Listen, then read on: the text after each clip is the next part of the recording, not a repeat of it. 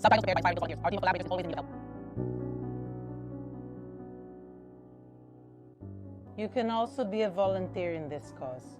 Shalom and welcome back to Israel with Aline. Today Israel is in mourning. The country's cinemas, restaurants and theaters will close, radios will stop playing music, and we will see Jewish men and women crying and lamenting and fasting for more than 24 hours. Let's discover what Tisha B'Av is, the most tragic day of the people of Israel. So, if you are ready, let's get started.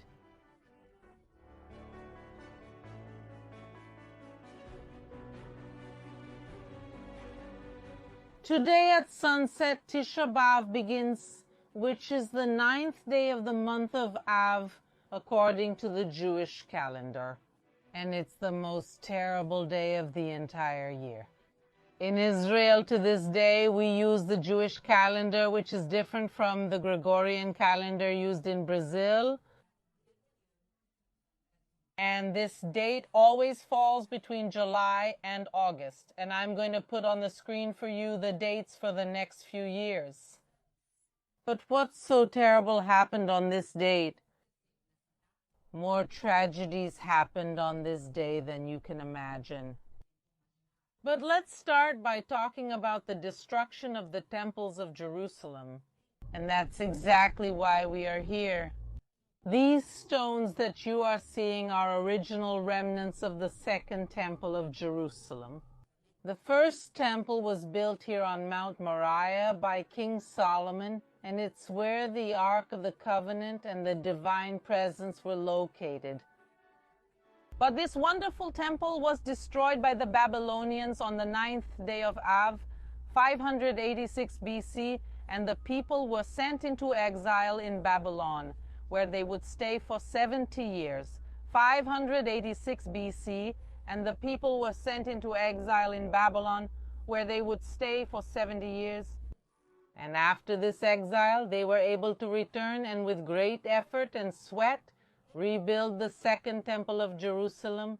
And in the year 20 before Christ, King Herod expanded the second temple of Jerusalem and turned it into one of the most colossal constructions of the ancient world.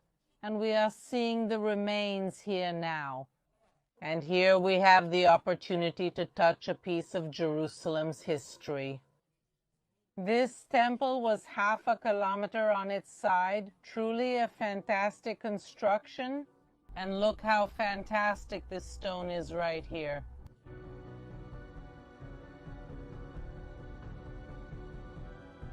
This stone was the corner of the Jerusalem temple. It was up there.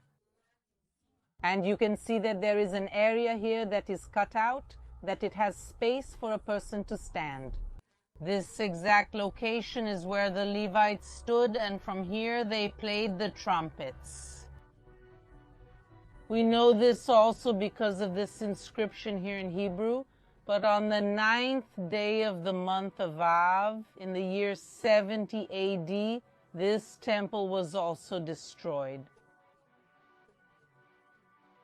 The destruction of the second temple in Jerusalem occurs more than 650 years after the destruction of the first, but they happen on the same date on the Jewish calendar, the 9th day of the month of Av. And the people are again sent into exile, but this time not for 70 years, but for 1,878 years until the independence of the State of Israel in 1948. 8. And because this date marks the destruction of the first and second temple of Jerusalem, we will be at the Wailing Wall tonight to see the people in mourning, since the wall is one of the original parts that remained from the Temple of Jerusalem. And what other calamities happened on this same date, still in the Roman period? The Jews attempt a last great rebellion, the Bar Korba rebellion, which will be crushed precisely on the 9th day of the month of Avi. With the end of the rebellion, 500,000 Jews will be killed by the Romans and most of the Jews expelled from their land. And then the Jews will live in exile, but even in exile, the Jews will suffer a lot during the days of Tisha B'Av. On the 9th day of the month of Av, in the year 1290, all Jews will be expelled from England. On the same date, in the year 1306, they are expelled from France. And on that same date, in the year 1492, the Sephardic Jews are expelled from Spain. And on that same date, in the year 1914, Germany enters the First World War, triggering a series of events that will end with the Holocaust. And precisely on that date, in 1941, Germany approves the final solution, which was the grand plan for the extermination of the people of Israel, with the extermination camps and gas chambers, which will end with more than 6 million Jews dead. And one of the main days happens on Tisha B'Av of 1942.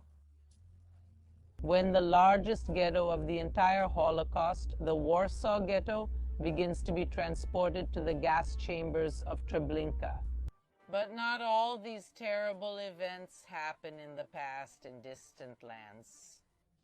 An example is what happens in Buenos Aires, Argentina in 1994.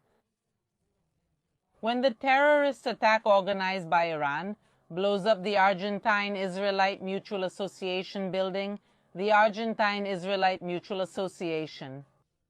The largest terrorist attack in Argentina's history was carried out precisely on the 9th of Av. 85 people from the Jewish community died and more than 300 were injured. And these are just some of the terrible things that happened on the 9th of Av.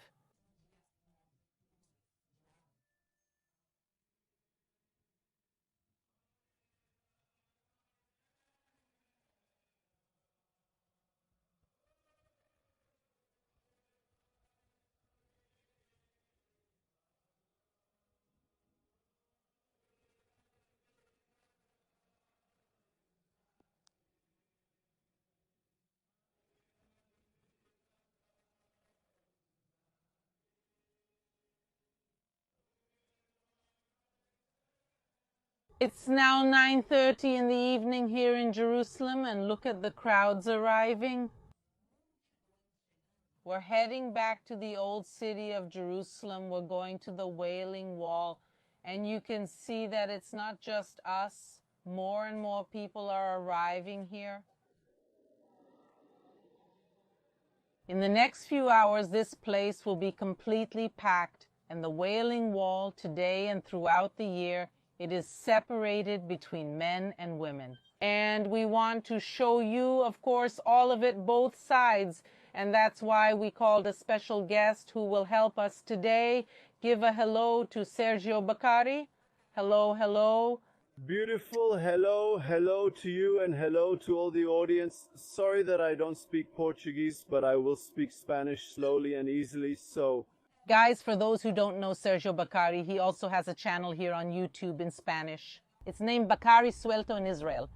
I will also leave it here for those who speak Spanish and want to follow. And he will be our help today to really venture into this place. So, shall we start? Of course.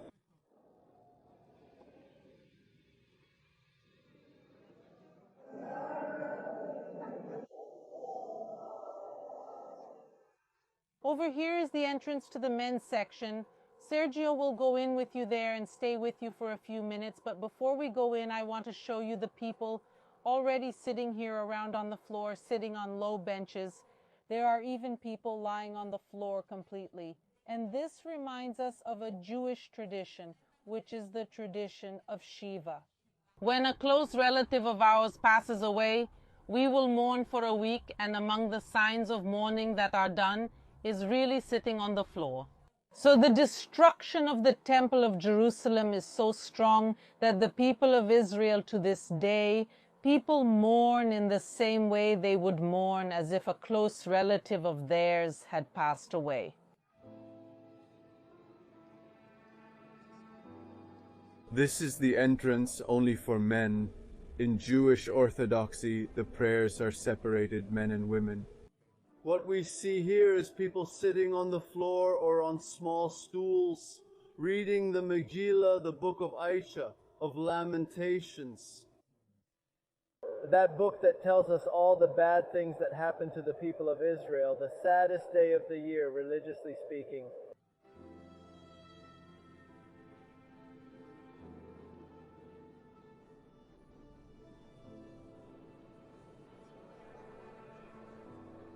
Sergio, watching us at this moment, reflects at least a little how life is in the most sacred place for Judaism, the saddest day of the year, religiously speaking.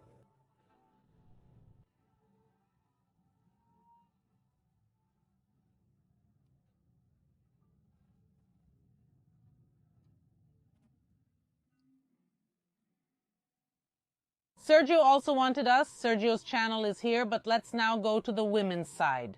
We are going to say goodbye and thank him for his help today. So thank you very much. Thank you very much. Aline, wishing you much success with this video on the channel. And if you like this material, I like thumbs up for Aline. Very... Thank you, and whoever wants also Sergio's channel from here, but let's now continue with Tisha B'Av. Yes.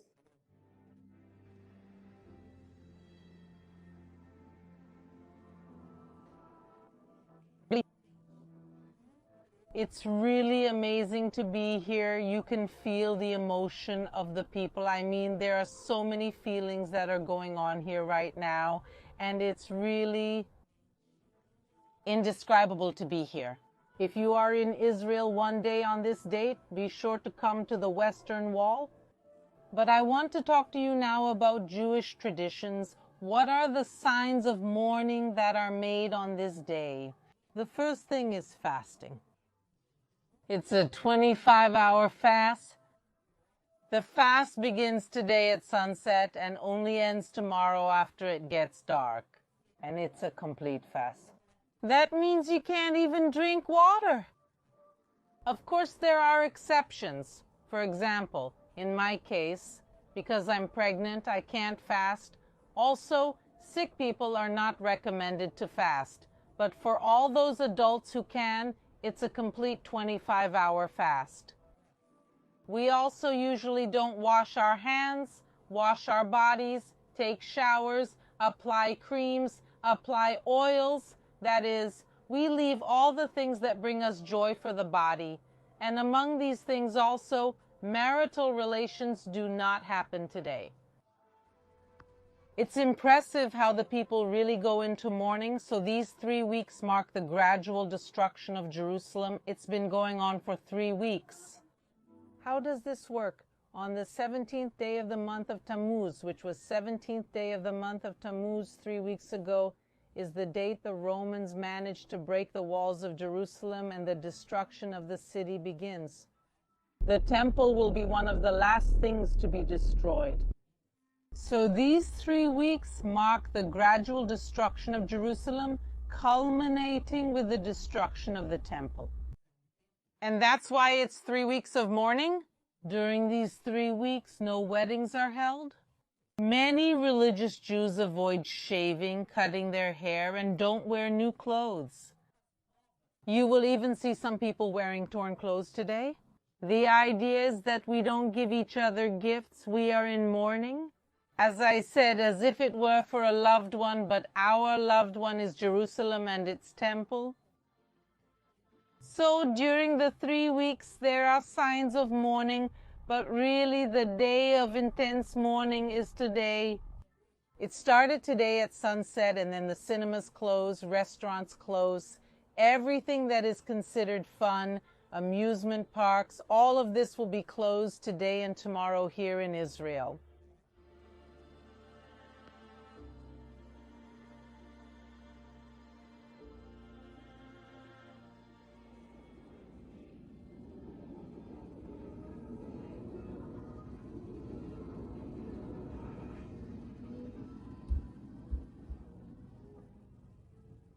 Thousands of people continue to arrive here at the Wailing Wall. There are hundreds of people sitting here. I decided to sit here too so we can reflect a little more on what this day is.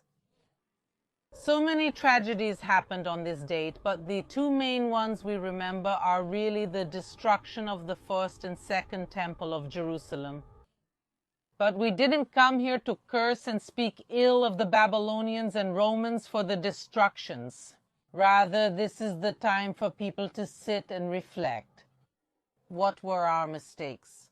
Why does God allow the destruction of the temple? And in Judaism, we have an answer. We believe that the temple was destroyed because of sinat hinam, of baseless hatred. So this is not just a day for us to think about the past, but also for us to reflect on our actions in the present and also in the future. There is a very important element here of reflection and also of us remembering to love our neighbor, even in times of such difficulty. And this day literally represents the bottom of the pit for the people of Israel. And from here you can only go up and remember that all this happened so that it could be fulfilled. Extremely sad prophecies, but this also shows that they prophesied the destruction of the Jerusalem temple before.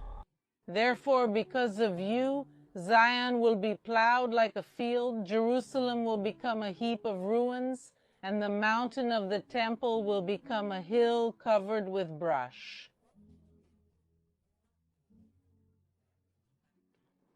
We just heard that the prophecy of Micah and so many others were fulfilled. Extremely sad prophecies, but this also shows that the joyful and good prophecies of the Bible are being fulfilled. And a wonderful example of this is the prophecy of Zechariah. Thus says the Lord of hosts, the old men and women will again sit in the squares of Jerusalem, each with their cane in hand, because of their great age. The city squares will be filled with boys and girls playing in them. Thus says the Lord of hosts, this may seem impossible in the eyes of the remnant of this people in those days, but it will not be impossible for me, says the Lord of hosts. Thus says the Lord of hosts, behold, I will save my people, taking them from the land of the east and the land of the west, and I will take them, and they will dwell in Jerusalem. They will be my people, and I will be their God in truth and in righteousness. God promises the restoration of his city, Jerusalem. What really began to happen from 1948 with the independence of the State of Israel, and followed even more after 1967 with the reunification of the city. On that day, we will remember God's promises, the prophecies, and their fulfillment, from the saddest prophecies to the happiest ones. I want to thank everyone who watched the video today. As sad as the subject may be, it's important for us to also talk about it. Hugs, and see you next time.